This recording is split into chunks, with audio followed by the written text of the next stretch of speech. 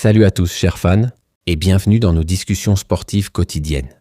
Ici, on ne parle pas football, on le respire.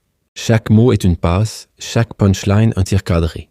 Aujourd'hui, nous allons aborder deux sujets captivants concernant les résultats de la 7e journée des qualifications pour la Coupe du Monde 2026. Deux sujets, mais une seule vérité.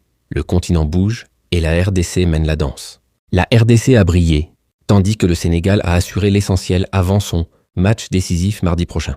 Car c'est du lourd qui attend les lions. Les léopards rugissent, les lions transpirent. Le choc des fauves approche et ça sent la poudre. Avant de commencer, n'oubliez pas de vous abonner si ce n'est pas encore fait. Parce qu'ici, chaque abonné devient un supporter éclairé. Et on ne veut pas de spectateurs endormis. N'hésitez pas à aimer la vidéo, c'est vraiment simple. Et partagez-la. Car certains ignorent que les léopards l'ont emporté 4-1. Il faut réveiller les distraits. Ce n'est pas une victoire. C'est une proclamation nationale. Passons maintenant au cœur du sujet. Place au terrain, là où les mots deviennent actions et les actions deviennent légendes. Une balade tranquille pour les léopards. Et une victoire difficile pour les lions de la Teranga. Deux fauves, deux ambiances. L'un rugit avec élégance, l'autre souffle péniblement pour rester debout. Alors que la RDC dominait le Soudan du Sud, le Sénégal a dû fournir des efforts pour s'imposer contre le Soudan. Quand l'un danse, l'autre transpire. Le contraste est saisissant et les dynamiques parlent d'elles-mêmes. Il est intéressant de noter que les buts sénégalais ont été inscrits par un défenseur, Papi Kouli, et par le talentueux Pape Matar Sarr. Quand les attaquants se taisent, les défenseurs prennent la plume. Mais ça en dit long sur le déséquilibre offensif. Pour être franc, je ne m'attendais pas à une victoire aussi étroite pour le Sénégal. Je pensais que le score serait d'au moins 4-0. Mais comme le dit l'adage, quand on ne peut pas faire mieux, il vaut mieux se contenter de ce qu'on a. Le lion a mordu, mais sans croc. Et quand le rugissement devient murmure, il faut savoir rester modeste. Sans faire preuve d'hypocrisie, si le match que j'ai vu, à la télévision entre le Sénégal et le Soudan, est le niveau de l'équipe sénégalaise qui doit maintenant affronter le grand léopard à Kinshasa. Alors attendez-vous à voir une équipe jouer comme Djibouti. Kinshasa n'est pas un terrain d'expérimentation. Et face aux léopards, même les géants peuvent rapetisser. Dans une équipe, si ce sont les défenseurs qui marquent au lieu des attaquants, cela indique une grande faiblesse. Quand l'arrière-garde devient la seule arme, c'est que l'avant-garde a perdu ses munitions.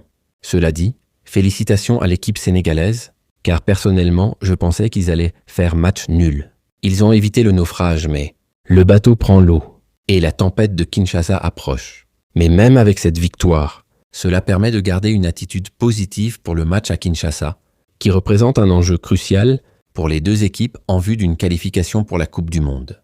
L'espoir est permis, mais l'épreuve sera rude, car à Kinshasa, chaque ballon est une bataille. Cependant, le principal défi auquel les Sénégalais doivent faire face est de bien gérer cette équipe congolaise qui est en pleine forme, dans un stade où tout est permis. Le stade des martyrs ne pardonne pas, et les léopards y jouent avec le feu dans les yeux. Honnêtement, je ne vois pas comment le Sénégal pourrait s'y prendre pour vaincre la RDC à Kinshasa. Ce serait comme grimper le mont Ngaliema en Tonks. La mission semble impossible. Ce que j'ai observé de l'équipe sénégalaise contre le Soudan laisse à penser qu'il serait miraculeux de venir à Kinshasa, en espérant un résultat positif. Le miracle est une option, mais Kinshasa préfère les faits. Et les faits sont congolais. La RDC n'est plus cette équipe que n'importe quel prétendu géant. Africain pouvait facilement défier à Kinshasa. Ces temps-là sont révolus. Le léopard s'est réveillé. Et désormais, il chasse les géants sans trembler. Nous avons des joueurs comme King Maswaku, Theo Bongonda, Sadiki, Ngalael Mukau, Banza, Mayele et Bissaka pour ne citer qu'eux. Une armée de talents, chacun avec son style, son feu, sa mission. Et tous prêts à défendre le drapeau. Malgré tout, les supporters sénégalais chantent souvent que le Sénégal c'est le Sénégal, même quand on leur rappelle qu'ils ont laissé passer leur chance de battre la RDC, chez eux à Dakar. L'arrogance est un chant facile. Mais à Kinshasa, les partitions changent brutalement. Il semble penser que la RDC actuelle est facile à manipuler. Rendez-vous mardi à Kinshasa pour voir le résultat. Le terrain parlera. Et les illusions risquent de fondre sous le soleil congolais. Saviez-vous qu'il y a un buteur prometteur nommé Afimiko, que l'entraîneur a choisi de faire patienter un peu? Il a déjà inscrit 7 buts en 6 matchs. Quelle nation africaine pourrait se passer d'un joueur avec un tel talent? Ce genre de profil, c'est une pépite. Et chez nous, les pépites ne dorment pas longtemps. Regardez Pululu sur YouTube et vous verrez ce que je veux dire. Cependant, je crois que Meshak Elia devrait lui céder sa place. Le temps des légendes est précieux, mais le présent appartient aux affamés. Et Pouloulou a faim. Pour notre équipe, tout va bien. Mais il est clair que Meshach, Elia doit vraiment commencer à se concentrer sur les projets agricoles, dans le Congo central, car il ne joue plus vraiment. Quand le terrain ne répond plus, il faut savoir changer de champ. Et le Congo central a besoin de bras solides. Passons maintenant aux performances, en commençant par Dimitri Berthaud. Le gardien, ce dernier rempart, ce chef, d'orchestre silencieux. Et Berthaud a tenu son rôle avec brio. Ce vendredi à Juba, les Léopards de la RDC ont remporté une victoire convaincante, 4-1 contre le Soudan du Sud, bien que la célébration ait été légèrement assombrie par un but encaissé. Une petite tache sur une toile magistrale. Mais l'œuvre reste éclatante et le message est clair. La RDC est en mission. La défense congolaise a été solide tout au long du match, mais un moment de relâchement a permis aux locaux de marquer, empêchant ainsi Dimitri Berthaud de réaliser un nouveau clean sheet. Une petite fissure dans un mur bien bâti. Comme quoi même les forteresses peuvent cligner des yeux une seconde. Et c'est suffisant. Pour le gardien congolais, connu pour sa capacité à garder les cages inviolées, c'est une petite déception. Après 3 matchs consécutifs, sans encaisser de but, sa série prend fin, alors que sa plus longue série de 5 clean sheets avait été interrompue lors de la défaite des Léopards contre la Guinée, 1-0. Les séries sont faites pour être battues, mais aussi pour être relancées. Et Berthaud a le mental pour repartir dès le prochain match. En termes de statistiques avec l'équipe nationale, il a disputé 14 matchs, réalisé 8 clean sheets et encaissé 3 buts, provenant du Sénégal, de la Guinée et du Soudan du Sud. 3 buts en 14 apparitions, c'est du niveau Champions League. Et ça, peu de gardiens africains peuvent le revendiquer. Malgré ce léger accroc, Berthaud demeure un joueur essentiel pour les Léopards et un gardien fiable pour les prochaines compétitions. Il est plus qu'un gardien. Il est un repère, un stabilisateur, un pilier. Et dans les grandes échéances, c'est ce genre de profil qui fait la différence. Qu'avez-vous pensé de sa performance aujourd'hui contre le Soudan du Sud? Il a encaissé, mais il a aussi inspiré. Et parfois, c'est dans les moments imparfaits qu'on reconnaît les vrais leaders. RDC 4, Soudan du Sud 1. Une victoire qui résonne comme un manifeste national. Ce n'est pas un score, c'est une signature. Le Congo ne demande plus la reconnaissance, il l'impose. Ce n'est pas si catastrophique, car il était déjà évident que cette équipe allait subir une lourde défaite. Le Soudan du Sud est venu avec des intentions, mais ils sont repartis avec des leçons. En réalité, la RDC a marqué 4 fois, mais nous avons manqué plus de 9 occasions franches, sinon le score aurait pu être encore plus sévère, peut-être 10-1. On a été généreux. Le tableau d'affichage a été épargné, mais le terrain, lui, a tout vu.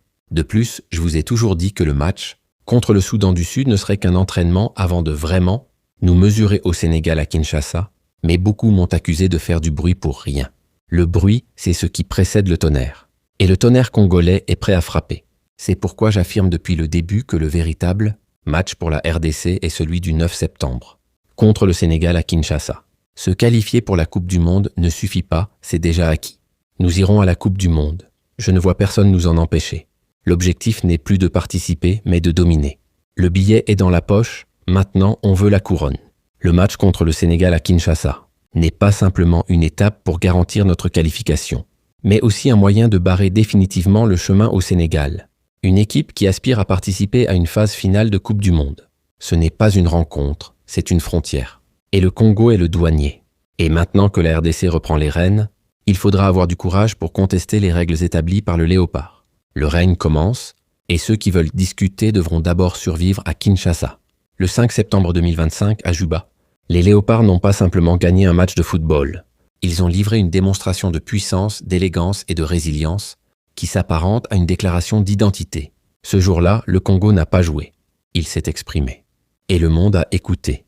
Une victoire écrasante de 4-1 face au Soudan du Sud, dans le cadre des éliminatoires du Mondial 2026, qui réécrit les codes du football africain et propulse la RDC, en tête du groupe B avec 16 points. Le classement parle mais le jeu crie. Et ce cri vient du cœur du continent. Une symphonie tactique et émotionnelle. Chaque passe était une note, chaque but une envolée. Le football congolais devient musique. Dès les premières minutes, les Léopards ont imposé leur tempo. Pressing haut, transition rapide, maîtrise technique. Le collectif congolais a joué avec la précision d'un orchestre symphonique. Ils n'ont pas joué pour gagner. Ils ont joué pour impressionner. Et le public a été conquis. Le chef d'orchestre, Sébastien de Sabre, stratège calme et visionnaire, qui a su composer avec des individualités flamboyantes pour créer une œuvre collective digne d'une équipe brésilienne des années 2002. De Zabre ne dirige pas, il inspire. Et ses joueurs traduisant sa vision en chef-d'œuvre. Chancel Mbemba, le rock silencieux mais très présent sur tous les fronts. Il ne parle pas, il agit. Et chaque intervention est une leçon de défense. Il n'a pas joué en club depuis 1 année et 3 mois. Et pourtant, sur la pelouse de Juba, Chancel Mbemba a incarné l'excellence défensive sans montrer des signes d'un joueur qui a 1 année à faire les omelettes avec sa femme. Le repos n'a pas rouillé le guerrier. Il est revenu affûté, comme s'il avait passé ce temps à méditer sur chaque tacle. Positionnement chirurgical, relance propre, leadership discret mais décisif. Le capitaine des Léopards a prouvé que le talent ne s'use pas, même en silence. Mbemba, c'est l'élégance dans la rigueur. Un mur avec des pieds de velours.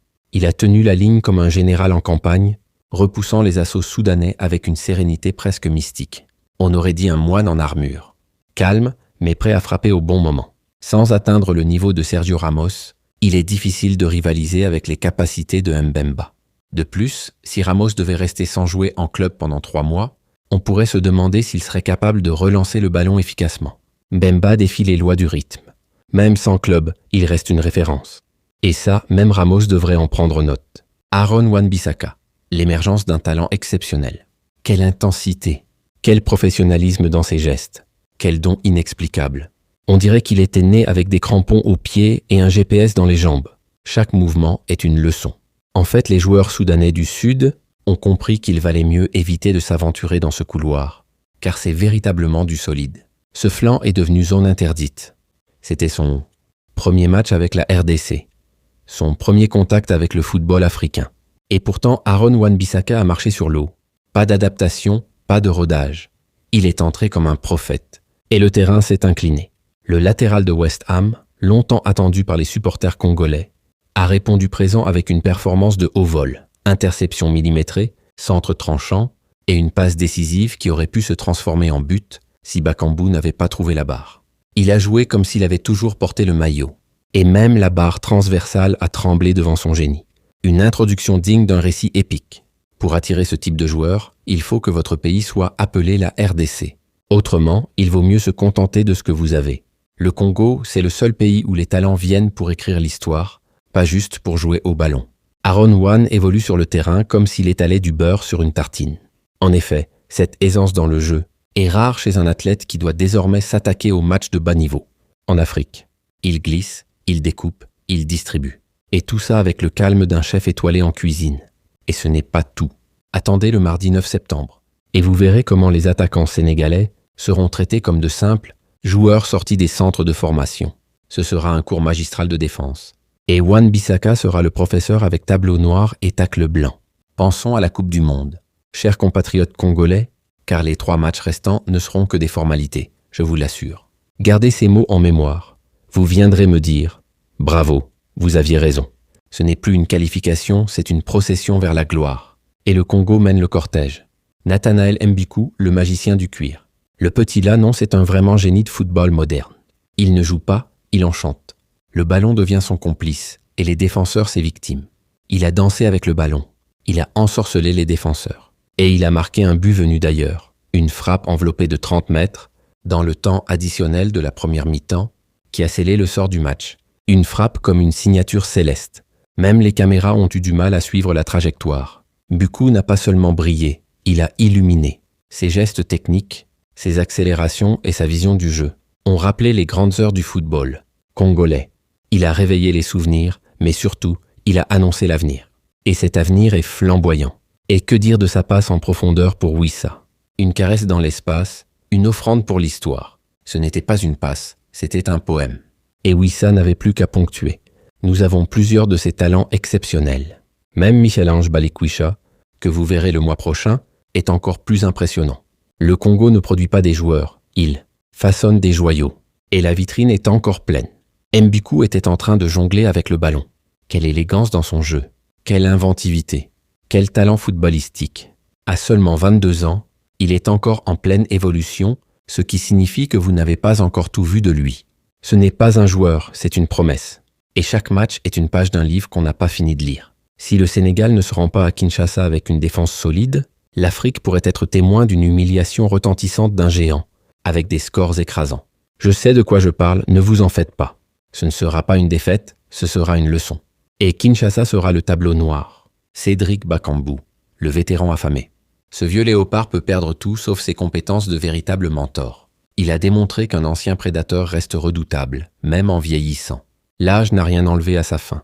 Il chasse toujours, et ses crocs sont bien aiguisés. Aujourd'hui, c'était Bakambu et d'autres comme Banzai et Samuel. Et Sandé sont restés sur le banc, alors que ce sont des vrais tueurs. Le banc congolais, c'est une armurerie. Même les remplaçants ont du venin dans les crampons. 2 buts, une talonnade décisive, une présence constante. Bakambu a été l'homme du match, le finisseur, le guide offensif. Il a joué comme un chef de meute. Et chaque ballon qu'il touche devient une menace. À la 13e minute, il ouvre le score sur une passe de Joris Kayembe. Une passe chirurgicale, une finition sans bavure. Le ton est donné, et le Congo ne plaisante pas. À la 36e, il double la mise après avoir éliminé 2 adversaires. 2 corps laissés derrière, une frappe en pleine lucidité. Wissa transforme chaque action en chef-d'œuvre. Et à la 65e, il manque de peu le triplé sur une offrande de Mboukou. Le public retenait son souffle. Même les poteaux ont tremblé devant cette occasion divine. Mais au-delà des statistiques, c'est son énergie, sa rage de vaincre et son sens du timing qui ont galvanisé l'équipe. Il ne joue pas pour les chiffres, il joue pour l'âme. Et cette âme a enflammé tout le collectif. Yohan Wissa, l'empreinte du feu. Wissa, c'est de l'excellence. Il ne laisse pas de traces, il laisse des brûlures. Chaque apparition est une incandescence. Entré comme un éclair, Wissa a laissé sa marque. Il n'a pas demandé la permission. Il est entré, a frappé et a signé son nom sur le match. À la 57e minute, il inscrit le 4e but congolais sur une action initiée par Bakambu. Une connexion entre générations. Le vétéran lance, le jeune conclut.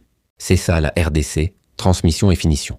Une finition clinique, une course tranchante et une célébration qui résonne comme un cri de ralliement.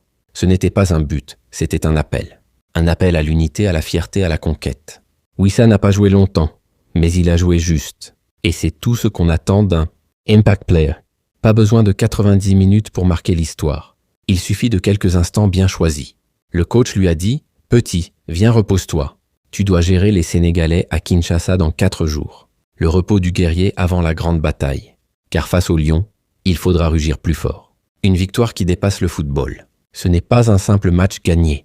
C'est une page d'histoire écrite avec sueur et conviction. Ce 4-1 n'est pas qu'un score. C'est un symbole. Celui d'une génération qui refuse la fatalité. Le Congo ne subit plus. Il décide. Et chaque but est une déclaration d'indépendance sportive. D'un peuple qui croit en ses talents. D'une équipe qui joue pour plus qu'un maillot, pour une nation, pour une mémoire, pour un avenir. Le terrain devient sanctuaire. Chaque passe est une prière, chaque tacle une promesse. Les léopards ont montré qu'ils ne sont pas simplement des joueurs. Ils sont des conteurs, des guerriers, des artistes. Ils peignent avec leurs crampons, écrivent avec leurs frappes et chantent avec leurs célébrations. Et à Kinshasa, à Lubumbashi, à Goma, à Bruxelles, à Paris. Dans chaque recoin de la diaspora congolaise, cette victoire est célébrée comme une renaissance. Le monde congolais s'est levé d'un seul bloc. Ce n'est pas une victoire locale, c'est une onde mondiale. Le football congolais n'est pas en marche, il est en envol.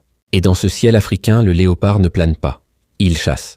Merci à tous nos fidèles supporters d'avoir regardé la vidéo en entier. Demain, nous nous concentrerons sur notre prochain rival, le Sénégal. Nous analyserons leurs compétences et les rares possibilités qui leur restent avant de faire face aux défis de Kinshasa. Zone rouge, merci et à demain.